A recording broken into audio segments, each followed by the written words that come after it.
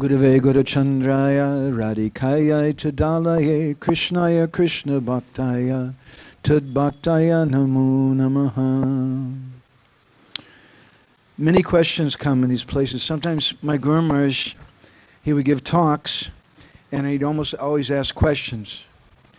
And I learned that sometimes a good question is even more important, more valuable than a good answer, because it makes us think. So here's a few questions about this place. Why are the deities called Vinod Madhav and not Radha Vinod Madhav? And if you start singing, I've experienced, if you start singing Jaya Radha Vinod, they'll shut you down.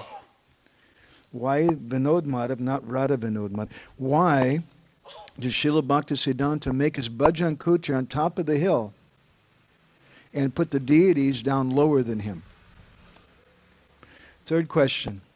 If Mahaprabhu saw this place, Chatak Parvat, as Govardhan, why did he walk on it?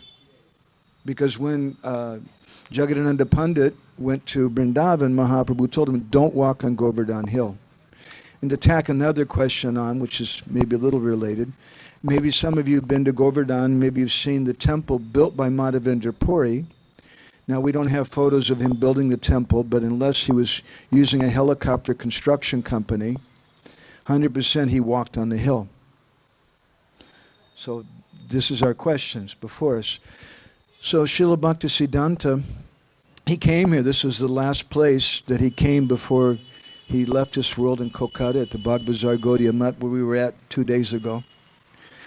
And it was here, as Vaiśeṣika Prabhu was saying, that one gṛhastha devotee from Bombay at that time wrote him a letter and said, Guru Maharaj, I'm very unfortunate. I'm a gṛhastha. I can't do service like the brahmacārīs and sannyāsīs. What can I do? And it was here that he got that letter, and it was here that he wrote a response that gṛhastha devotee's name was Abhay Caraṇāravinda.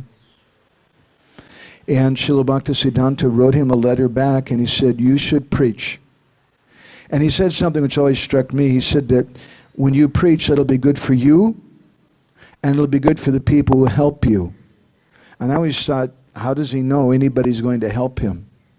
And in that sense, I feel Śrīla Bhaktisiddhānta predicted all of us. And this is really our home, where this movement really began. We were on a movement right now. I want to read you a verse from the Brihanaradiya Purana from the first canto. Sakyam saptapadinam shat ityahur dharmakovida. That persons who are dharmakovida, they understand that if you walk 7 steps with someone, that person becomes your friend. Or if you exchange 7 words with them, they're your friend. And you all experience that on Harinam, on book distribution. People become your friends. And he goes on, Satam saptapadi maitri satsadam tri padi tata. But if someone is a saintly person, a satjana, then just 3 steps or 3 words. And he goes on, Satsatam apiye santa, since there's Santa, not Santa Claus, but a really saintly person. Tesham maitri pade pade. Every step you take, you develop friendship with them. So I'm thinking to myself, why has Krishna arranged for me to get association with Vaiśeṣika Prabhu and with all of you? What does it mean for me? What is happening to me? I'd like to share my little reflection based also on this place with you. So we're walking together, we're exchanging some words together on one level, but what words are we exchanging and where are we walking together? We're walking in this place. We're exchanging, you're going to these places and reciting verses from the Bhagavatam, singing these wonderful songs. This creates a samskara. It creates friendship in your group. But it gives us something from these places also. And what is the special quality of this place? In an article that he wrote toward the end of his days, Śrīla Bhaktisiddhānta said some very high philosophy, which I'm just going to take a few grains of rice from. He said that broadly there are 2 types of devotees with 2 types of attitudes. One is called Bhakta Abhiman, and the second is called Ācārya Das Abhiman. I'm trying to answer our questions through this article.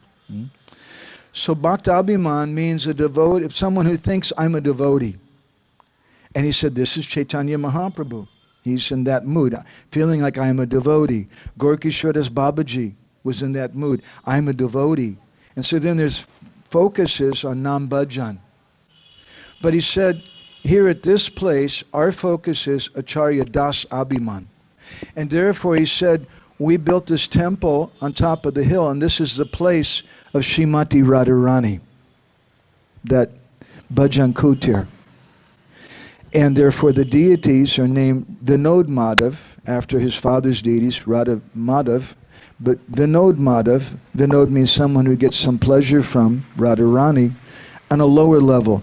And he says this place on top of the hill, this is a place of service.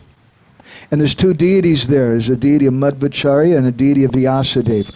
Why is he sees it as Radharani's place, and he has a deity of Madhva and Vyasadeva? Why? Because that's Acharya Das Abhiman.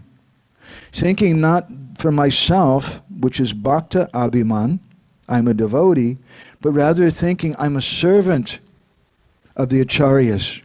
I'm a servant of Vyasadeva. I'm a servant of Madhvacharya. I'm a servant of Srimati Radharani. And this is her place. And this is the mood of this place. And therefore Sri Chaitanya Mahaprabhu walked on the hill to show service. Because when Mahaprabhu did that, it's a big word from a small mouth, but Mahaprabhu was experiencing what we would call Manjari Bhav. Because he saw in his vision when the devotees brought him back that he was serving Radha and Krishna together. He wasn't thinking he was Krishna. He wasn't thinking he was Radharani. But he was seeing himself as their servant. And it was that spirit of service to the higher persons, to service to Lalita and Vishaka and others, that Śrīla Bhaktisiddhānta saw in this place. And therefore he built his Bhajan Kutir on top of the hill, not as a Bhajan Kutir, but as a place of service. And therefore Madhavendra Puri walked on Govardhan Hill to do service for Govardhan. And Mahaprabhu walked on, and Bhaktivinoda Thakur, Bhaktisiddhānta Sarasvatī built his house on top of this hill here. So we're walking together, and we're getting some reflections. We're getting something in all these different places. If we move together as friends, if we go in these different places, and we're not coming empty-handed or empty-headed, but we're coming to hear Krishna Katha, we're coming to recite verses and sing songs in these places, we're going to get blessings, and we're going to get something which is going to come inside of all of us. And we'll all become more of a group, we'll be more friends. And that friendship, that sangha is a very special sangha. This is a family of Śrīla Bhaktisiddhānta Sarasvatī Ṭhākura. This is a few reflections I had about this place, so we'll stop there.